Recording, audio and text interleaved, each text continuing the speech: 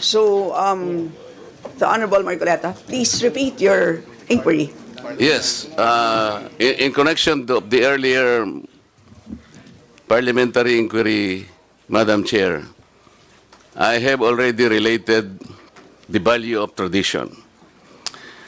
Parliamentary procedures, Madam Chair, grow from or are enriched by traditions, experiences, and precedents collectively gathered by the House of Representatives over years, and the institution keeps them well. That is why, from my entry in 2004 or the 13th Congress until today, I have observed the observance of that well-kept tradition. The two highest positions in government, namely the office of the President and the office of the Vice President, were duly accorded with respect and deference. I have observed that. That's why I have relayed to you earlier, in 2022, the Honorable Libanan, invoking courtesy, took him only 13 minutes to dispose the office of the Vice President. And that was quickly moved, quickly seconded by no less than our majority leader. That was in 2022. I'm not going by record, Madam Chair.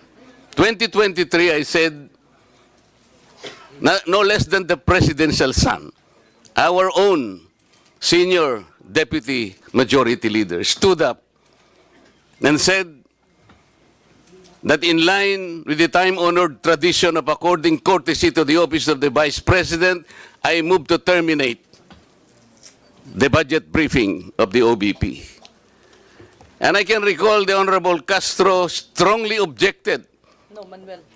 No, that's in 2023. This is by the record. And she objected, but her objections were rejected by the committee because the committee already terminated the proceedings.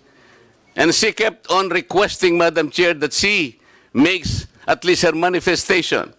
And she was unable to do that because the proceedings were terminated.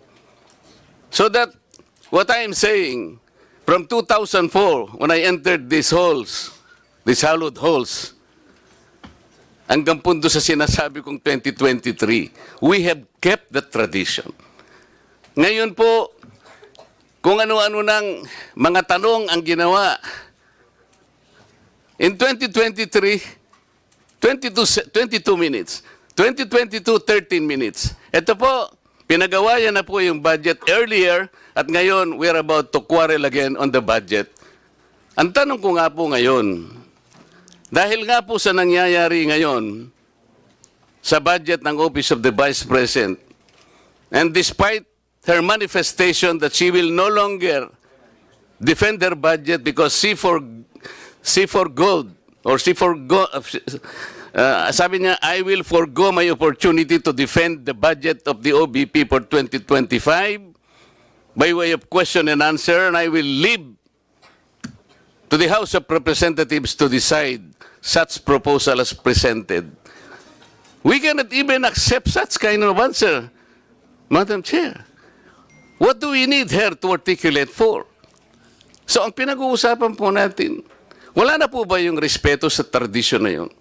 Kagaya po ng binabanggit ko, every time mag-interpellate po dito, Madam Chair, because of that tradition, it's always the member of the minority who will start the interpellation because we have kept that tradition. Ang dami po. Ang dami ko pang sasabihin sa inyo, haba lang tayo. So the question is, when we did that to the Vice President earlier, now we're doing it now, are we now setting aside this tradition? That's number one question. Number two, is this committee authorized to set aside the tradition? Your Honor, short answer is no to both questions. Okay.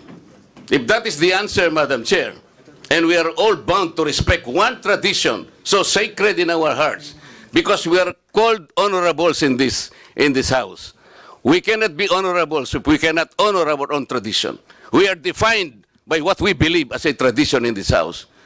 So if we are now all amenable that we have kept that tradition, no longer questions are being asked, then I will respectfully move, Madam Chair, to terminate the budget of the OBP for 2025. I object, Madam Thank Chair. you.